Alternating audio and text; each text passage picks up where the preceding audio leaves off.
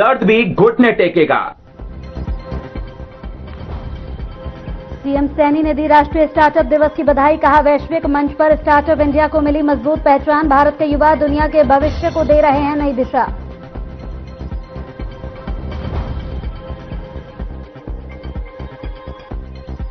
हिसार में सीएम नायब सिंह सैनी ने की बजट पूर्व चर्चा। किसान परिवार कल्याण संगठन हुए बैठक में शामिल। सीएम ने कहा, विजन डॉक्यूमेंट 2047 किया गया लॉन्च।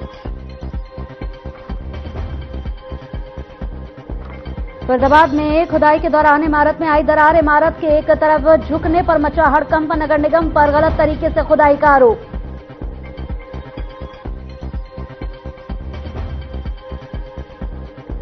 और हरियाणा में सर्दी के चलते बढ़ाई गई स्कूलों की छुट्टियां। 19 जनवरी से खुलेंगे प्रदेश में स्कूल। सरकारी और निजी सभी स्कूलों के लिए आदेश जारी।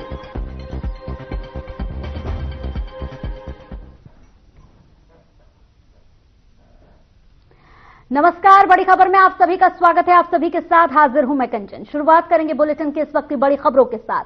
तो हरियाणा के मुख्यमंत्री नायब सिंह सैनी ने राष्ट्रीय स्टार्टअप दिवस पर अपने एक्स हैंडल पर पोस्ट करते हुए उद्यमियों और युवाओं को बड़ी यहां पर बधाई दी है और उन्हें शुभकामनाएं दी हैं। वहीं इस मौके पर उन्होंने लिखा कि यहां पर नवाचार से नए भारत के संकल्प को साकार करने में सभी यहां पर उद्यमियों और युवाओं का योगदान अहम है। साथ ही इस दौरान सीएम सैनी ने प्रधानमंत्री नरेंद्र मोदी के नेतृत्व में राष्ट्रीय स्टार्टअप दिवस के 10 सालों की उपलब्धियों पर भी प्रकाश डाला।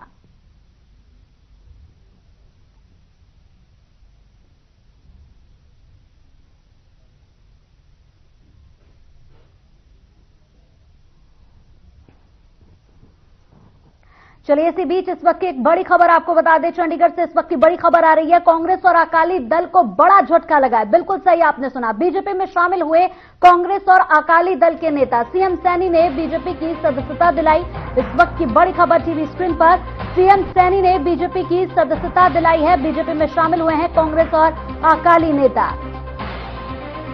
तो सीएम सैनी की ओर से इन्हें सदस्यता दिलाई गई है। इस वक्त की बड़ी खबर चंडीगढ़ से। कांग्रेस और अकाली दल को बड़ा यहां पर झटका लगता हुआ सामने आया है, जहां पर आपको बता दें कि ये बीजेपी में शामिल हुए हैं। इसके साथ ही मुख्यमंत्री ने इन्हें सदस्यता दिलाई है बीजेपी की। बड़ी खबर इस वक्त की टीवी स्क्रीन पर।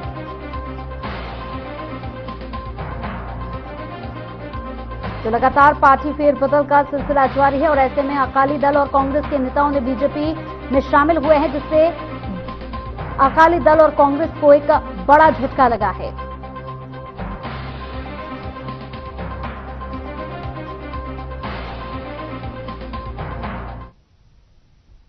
चलिए खबरों में बढ़ते हैं आगे। तो मुख्यमंत्री नायब सिंह सैनी ने हिसार स्थित नवीकृत चौधरी देवीलाल टाउन पार्क का उद्घाटन कर पार्क का अवलोकन भी किया।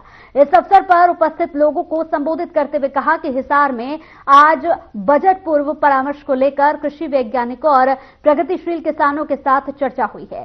साथ ही उन्होंने कहा कि इसके बाद एक और बजट पूर्व परामर्श बैठक भी की जाएगी।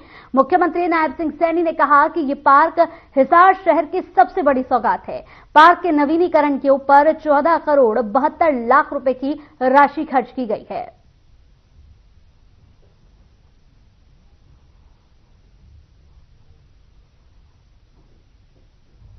इसी बहाने से ये जो ताऊ देवीलाल पार्क का नवीनीकरण यहां हुआ है और इस नवीनीकरण के ऊपर इसका जो रेनोवेशन हुआ है लगभग 14 करोड़ 72 लाख रुपया इसके नवीनीकरण के ऊपर खर्च किया गया है। और ये खर्च हमारे हिसार के लोगों को एक वो स्थान यहां मिला है जिससे व्यक्ति स्वस्थ हो और यहां पर आकर के अलग अलग प्रकार से, चाहे योगा है और चाहे यहां पर हम वॉक भी कर सकते हैं और अन्य कार्यक्रम भी यहां कर सकते हैं, उन सब को लेकर के आज ये हिसार के लोगों को समर्पित हुआ है। जैसा बताया भी गया है कि इस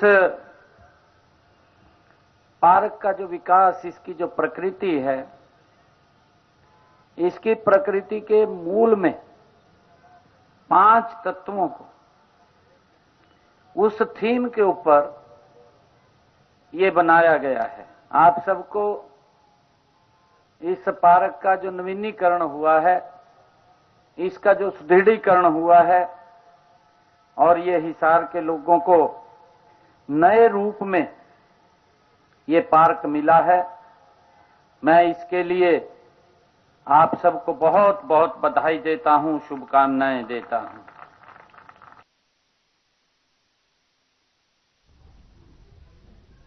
वहीं हिसार में सीएम नायब सिंह सैनी की अध्यक्षता में प्री बजट पर बैठक हुई, जिसमें किसान के साथ सीएम सैनी ने बजट को लेकर चर्चा की।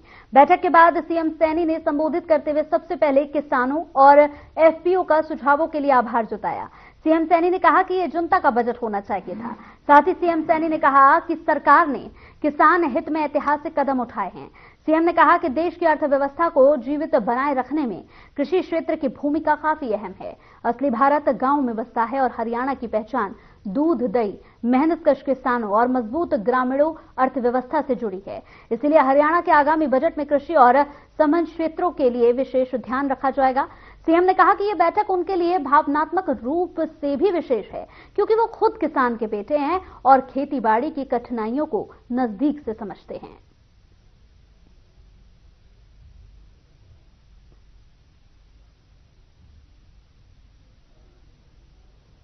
जब से बजट परामर्श बैठकें शुरू हुई हैं गुरुग्राम के अंदर,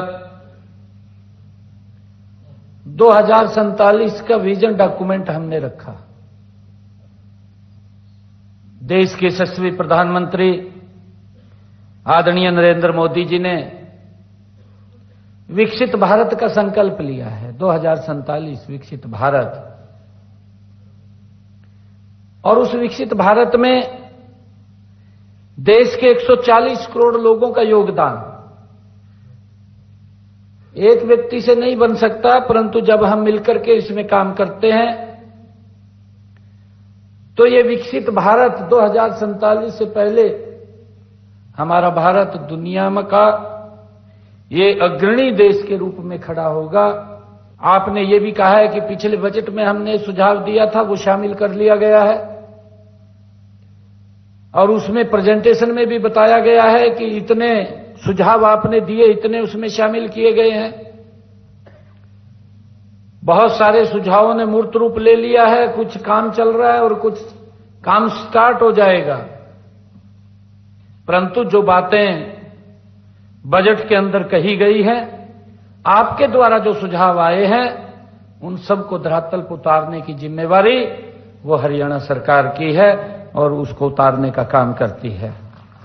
साथियों, जिस प्रकार शरीर को जीवंत रखने के लिए सांस की जरूरत होती है, उसी प्रकार किसी अर्थव्यवस्था को जीवंत रखने के लिए कृषि क्षेत्र का योगदान महत्वपूर्ण है। हमें इस बात को समझना होगा। ये देश, ये एग्रीकल्चर देश था और हम देखते थे कि किसी प्रकार की भी कोई दिक्कत समस्या आती थी तो हमारी अर्थव्यवस्था के ऊपर इतना प्रभाव नहीं पड़ता था। साथियों, आपने पिछले 9 जनवरी 2025 को यहीं हिसार में बजट पूर्व परामर्श की बैठक में जो सुझाव दिए थे, आपने वो सिद्ध किया है कि हरियाणा का किसान केवल खेतों तक सीमित नहीं है, उसकी सोच दूरदर्शी, उसकी दृष्टि नीतिगत है और उसका सरोकार पूरे प्रदेश के भविष्य के साथ जुड़ा हुआ है। ये आपने सिद्ध किया है। साथियों, उस बैठक में जैसे बताया भी गया है कि आप लोगों ने 161 बहुमूल्य सुझाव, जब पिछले वर्ष बजट पूर्व परामर्श हो रहा था ये हिसार के अंदर, 161 सुझाव आप लोगों ने, महत्वपूर्ण सुझाव आप लोगों ने दिए थे, और आपकी सोच व अनुभव उसको देखते हुए हमने बजट के अंदर 99 महत्वपूर्ण सुझावों को पिछले बजट के अंदर शामिल भी किया था। साथियों, आपके सुझावों के आधार पर हमने कृषि क्षेत्र में कई ऐतिहासिक और व्यवहारिक निर्णय आपके सुझावों के ऊपर हमने लिए हैं। वहीं रेवाड़ी पहुंचे कैबिनेट मंत्री राव नरबीर सिंह ने कहा कि आईएमटी बनाने का जो वादा जनता से किया है उसे जरूर पूरा किया जाएगा। राव नरबीर ने कहा कि जैसे ही जगह फाइनल हो जाएगी तो जनता को आईएमटी मिलेगी। उन्होंने कहा कि पहले की सरकारों में पर्ची खर्ची से नौकरी की वजह से योग्य लोगों को मौका नहीं मिल पाता था।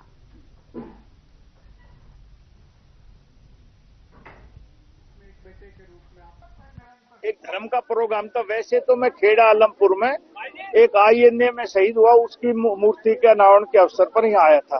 तो रास्ते में ये गांव पड़ता है, तो इन्होंने 3 दिन पहले आए मेरे पास, 3-4 दिन पहले कि आप आ तो रहे हो, हमारे गांव में भी एक धार्मिक प्रोग्राम उसमें आ जाओ। तो मैंने कहा मैं जरूर आऊंगा, तो आज उस विषय में ही आया था। एक आप आईएमटी की आप लगातार बात करते हैं, आज उसी जमीन पर हैं, तो कब तक ये मूर्त रूप ले पाएगा? मैंने कहा कि हमने पोर्टल खोल रखा है, जैसे ही जमीन अपलोड होगी फिर इनसे बातचीत करके कीमत तय करके हम इसको आईएमटी बनाएंगे। और नरबीर सिंह ने कहा है कि आईएमटी बनेगी तो कोई भी हालात हो, लोग यदि चाहेंगे तो मैं आईएमटी जरूर बनाऊंगा। और सरकार का भी ध्येय है, और हमने घोषणा की थी कि 10 आईएमटी हरियाणा प्रदेश में बसाएंगे, उसमें एक आईएमटी रेवाड़ी जिले में जरूर यहाँ बन रही है। बजट भी आने, प्री बजट चर्चाएं भी चल रही है क्या? हाँ, बजट में मुख्यमंत्री जी हर जगह जाके प्री बजट मीटिंग कर रहे हैं, सभी वर्गों से अपनी अपनी राय मांग रहे हैं, चाहे कोई भी वर्ग हो, चाहे वो किसान हो, चाहे वो व्यापारी हो, चाहे इंडस्ट्रियलिस्ट हो या पढ़े लिखे लोग हो, एजुकेशनिस्ट हो, सबसे उन्होंने सलाह मांगी। ये पूरा जनवरी का महीना सलाह मशविरा पे ही जाएगा। तो जैसे जैसे लोगों की मांग आएगी उस हिसाब से बजट पेश होगा। और मैं विश्वास दिलाता हूं कि जो आम आज इच्छा करता है कि हमारे हरियाणा का अब की बार ऐसा बजट आए, लोगों की इच्छा को अनुरूप ये बजट आएगा। मंत्री जी नौकरियों की बात कर रहे थे, काबिलियत यहाँ थी और नौकरियां परले इलाके में जाती रही। आपका स्वागत, अभिनंदन कर रहे हैं। और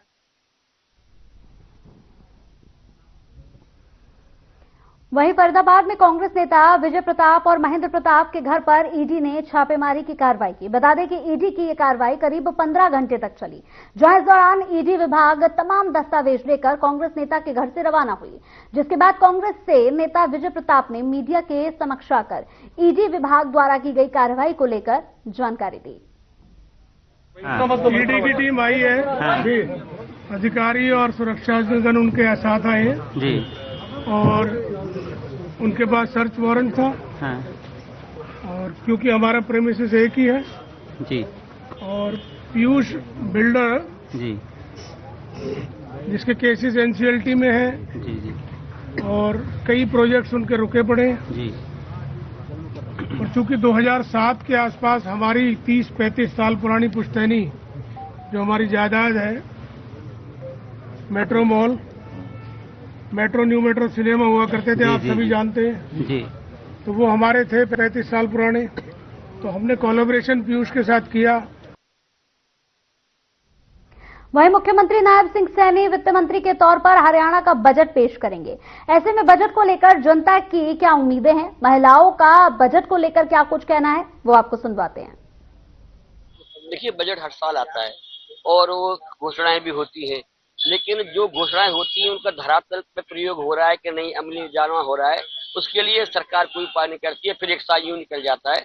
अगर बजट में जो भी सुविधाएं दी जाए उनका एक नोडल ऑफिसर होना चाहिए, राज्य लेवल पर हो, जिले लेवल पर, वो यही देखे कि जो घोषणाएं आम लोगों के लिए की गई हैं क्या उनका पालन किया जा रहा है कि नहीं किया जा रहा है। एक तो सबसे पहले मॉनिटरिंग होनी चाहिए बजट के लिए। दूसरा, मैंने यही कहा है सैनी साहब, आम आदमी बहुत परेशान है। आप जो चर्चा कर रहे हैं वो जो है उद्योगपतियों से या ऐसे लोग से, बड़े लोगों से कर रहे हैं, आप छोटे लोगों से पर तो आपको बहुत ढेर सारी योजनाएं बनेंगी। दूसरा, मेरा यही सुझाव है कि जो सीमा 80 की कर रखी है आपके अधिकार क्षेत्र में, आप उसको बढ़ाएं। और थोड़ा सा एक और है, जो हरियाणा में पहले तीर्थ योजना थी, मुख्यमंत्री जो है बुजुर्गों को तीर्थ यात्रा कराया करते थे और उसको पुनः चालू किया जाए। किचन की ओर ध्यान दिया जाए। जो किचन के सारा खाद्य पदार्थ है सारा महंगा हो रहा है, वो सस्ता होना चाहिए। क्या क्या महंगाई? तेल दाल वगैरह सभी महंगा है, आटा वगैरह सभी महंगा है। कितनी परेशानी जो है वो गृहिणियों को उठानी पड़ती है इसकी? ये परेशानी है, सारा बजट ढीला पड़ा है। अच्छा, अगर जो गृहिणी का अगर जो रसोई का बजट अगर सुधर जाएगा तो घर का बजट आ जाएगा? बिल्कुल सुधरेगा। अब गैस का देखो बिल कितना आता है, बिजली का बिल देखो आप कितना आता है, हर चीज का बिल आता है। सरकार से क्या कहना चाहेंगे आप? कि रसोई की तरफ ध्यान दिया जाए, रसोई को बजट बनाए। हाँ जी, को तो देते मुश्किल किसकी आती है? हम जैसे मिडिल लोगों की। गरीब को सारे सहूलियत मिल रही है। वहीं फरीदाबाद के पर्वतीय कॉलोनी में उस समय हड़कंप मच गया जब 3 मंजिला इमारत से सटी जमीन पर नगर निगम के द्वारा जेसीबी से नाले की खुदाई की जा रही थी, तो वहीं गलत तरीके से खुदाई के दौरान इमारत के एक तरफ झुकने से हड़कंप मच गया और कॉलोनी में लोग डर गए। हालांकि सूचना मिलने पर पुलिस और नगर निगम की टीम मौके पर पहुंची और इमारत को सीधा करने के लिए बांस की बल्ली का इस्तेमाल किया, जिसके बाद पुलिस के द्वारा आने जाने वाले रास्ते को बैरिकेड के जरिए बंद कर दिया गया।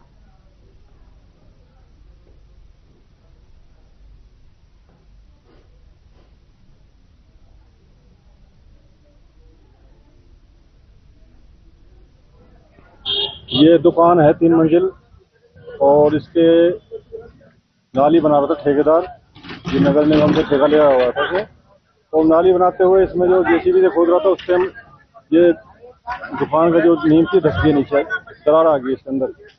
अच्छा, बात की जाए तो सुरक्षा व्यवस्था को लेकर प्रशासन अपनी तरफ से क्या करे? सुरक्षा जो चारों तरफ से जो बैरिकेडिंग करा दी हमने, रस्सियां बांध दी है, पब्लिक को आना जाना बंद कर दिया है और कोई भीड़ का यहाँ कोई सुरक्षा का पूरा प्रबंध कराया। दुकान को किस तरीके से रोका गया है? नगर निगम की तरफ से रोका गया है, प्रशासन की तरफ से रोका गया है, किस तरीके से? मतलब ये जो है बांस जो है बल्लियां लगाई गई है इसमें रोकने के लिए और इसके बाद आगे की कार्रवाई होगी। अच्छा, इसमें जो लोग रह रहे थे वो खाली करा दिए? हाँ, इसमें पहले दुकान थी नीचे, दुकान में जो है उसको खाली करा दिया, परचून की दुकान थी वो, इसको खाली करा दिया हमने। तो प्रशासन की तरफ से इसमें कोई कार्रवाई बन रही है ठेकेदार के खिलाफ? कोई शिकायत आएगी तो कार्रवाई होगी।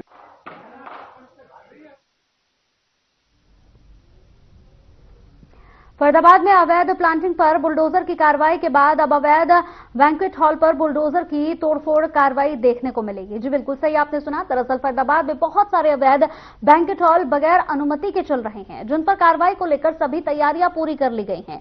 अधिकारियों के मुताबिक अवैध रूप से चल रहे बैंक्वेट हॉल संचालकों को नोटिस भिजवा दिए गए हैं और अब जल्द ही तोड़फोड़ की कार्रवाई शुरू की जाएगी।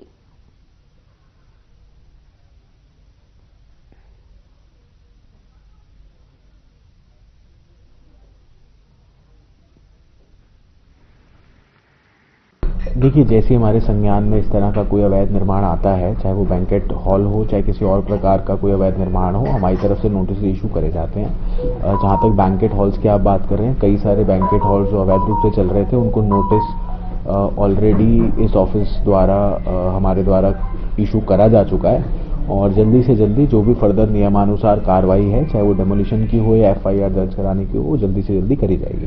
कंट्रोल एरिया की बात करें तो जैसे कोई MC लिमिट के अंदर भी बैंक्वेट हॉल्स बने हुए हैं और कई जो है MC लिमिट से भाग के बने हुए हैं जो आपकी जुडिक्शन में आते हैं। तो देखिए, जो MC लिमिट के अंदर हैं उसमें अगर इंडिविजुअल कोई बैंक्वेट हॉल है या कोई और इंडिविजुअल स्ट्रक्चर है तो उस पर MC की जुरिस्डिक्शन है। अगर कोई कार्रवाई किसी प्रकार की बनती है तो वो MC को करनी है। उसके बाहर जो कंट्रोल्ड एरिया में जितने भी अगर कोई अवैध निर्माण है तो उस पर हमारी जुरिस्डिक्शन नोटिस का। वहीं यमुनानगर जिले के बल्लेवाला जोन में प्रशासन ने अवैध माइनिंग के खिलाफ देर रात बड़ी कार्रवाई को अंजाम दिया है। लगातार मिल रही शिकायतों के बाद प्रशासन हरकत में आया और रात के अंधेरा में ओवरलोड डंपरों पर शिकंजा कस दिया और इसी कड़ी में यहां पर छछरौली के SDM रोहित कुमार, प्रताप नगर के तहसीलदार आनंद रावल, थाना प्रभारी प्रताप नगर गुरदयाल सिंह और DC कार्यालय के अधिकारियों की संयुक्त टीम ने बल्लेवाला जोन में छापेमारी की और इस दौरान 6 ओवरलोड डंपरों को पकड़ा गया जो अवैध तरीके से खनन सामग्री का परिवहन कर रहे थे। प्रशासन ने मौके पर सख्त कार्रवाई करते हुए 4 डंपरों को सीज कर दिया है, जबकि 2 डंपरों पर भारी जुर्माना लगाया गया है। जी हाँ, देखिए उच्च अधिकारियों के आदेशानुसार लगातार सर्च अभियान चलाया जा रहा है और उसके अनुसार रात 6 गाड़ियाँ पकड़ी गई थी, जिसमें से 4 गाड़ियों को तो मानव विभाग द्वारा सीज करवा दिया गया है और 2 गाड़ियों को मानव विभाग प्लस आरटीए दोनों की तरफ से जुर्माना फाइन हो गया है। 2 गाड़ियों को फाइन भुगताने के बाद जा चुकी है। 4 गाड़ियों ज़्यादा ओवरलोड होने के कारण सीज की जा चुकी है। जी देखिए, तो परमानेंटली सीज हो चुकी है 4 गाड़ियाँ और जो दूसरी थी जिसमें कम लोड था और जो आरटीए का फाइन और था उसमें लगभग 70-75 हज़ार का फाइन हो चुका है। ये बल्लेवाड़ा जोन से पकड़ी है जी। इसमें एसटीएम साहब थे, एसटीएम साहब बिलासपुर जी, छछरौली एसटीएम साहब, तहसीलदार साहब और हमारे डीसी ऑफिस से स्टाफ सारा सर माइनिंग विभाग का था।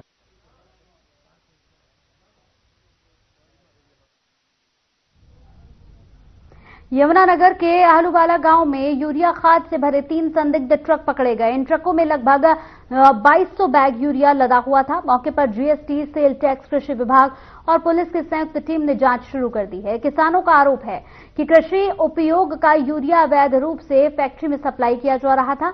जांच में ई वे बिल और ट्रकों की मूवमेंट में गड़बड़ी भी मिली है। कृषि विभाग ने ट्रांसपोर्ट कंपनी को नोटिस जारी किया और कहा कि पकड़ा गया यूरिया बाजार में नहीं बेचा जाएगा। मैं आपके चैनल के माध्यम से बताना चाहूंगा कि कल 3 बजे के आसपास मेरे पास कुछ किसानों का फोन आया कि जिस तरह से उन्होंने बिलासपुर रोड पर आहलूवाला गांव के पास तो 2-3 ट्रक गाड़ियां रोक रखी हैं, जिसमें उन्हें संदेह है कि ये खाद उन्हें उस एरिया में अनैतिक तौर पर या मानने की किसी फर्जी तौर पर वहां पर लेके आ जा रहा है। हमने जैसे ही इस बात का पता चला तो मैंने अपने विषय विशेषज्ञ जो हमारे एक इंस्पेक्टर भी हैं, फर्टिलाइजर इंस्पेक्टर और दूसरे क्वालिटी कंट्रोल, दोनों को मौके पर भेजा तो वहां पाया गया कि वहां पर एक मिस्टर बाजवा ट्रेडिंग कंपनी है जो आहलूवाला में रजिस्टर्ड है, जिसका लाइसेंस 2029 तक वैलिड है। उसके नाम ये बिलिंग की हुई थी और ये IMFS एक हमारा फर्टिलाइजर मॉनिटरिंग सिस्टम होता है, उसके तहत ये बिल उसको काटा हुआ था। गाड़ियां उसके नाम की, वो लाइसेंसधारी है और डिपार्टमेंट का लाइसेंसधारी है। 29 तक उसकी खाद की बेचने की वैधता है। जिसके द्वारा सप्लाई किया गया था वो अनिल ट्रेडर्स द्वारा सप्लाई किया गया था। किरपको कंपनी का खाद था जिसका रैक कल सुबह मॉर्निंग में यमुनानगर में लगा था। ये मिंदर जी चढ़ोगे, इनका सामने खेत है, इनको पता लगा भी यहाँ ट्रक उतरे तो इन्हें देखा कि यहाँ तो कोई गोदाम नहीं है, तो उन्होंने फिर कॉल की, देखा, फिर मैंने किसी विभाग से संपर्क करें, किसी विभाग आ गया जी है, इनसे बिल बुल मांग रहे, गेट पास मांग रहे, अथॉरिटी लेटर मांग रहे। मारते पहला जी यहाँ पर जीएसटी वाले और सेल टैक्स वाले आकर चले गए थे, उन्होंने भी इनका बिल बुल देखे होगा, इसके बारे में बताएंगे जी। प्रमाण तो है, उनके बारे में इतनी नॉलेज नहीं है। हम एग्रीकल्चर डिपार्टमेंट वाले से खड़े, ये यही खड़े हैं जी, आके चेक करें। कुल कितनी गाड़ियां? ये 3 गाड़ियां थी सर। यहाँ कितने कट्टे होंगे लगभग? एक गाड़ी में ड्राइवर उठा था 720 कट्टे।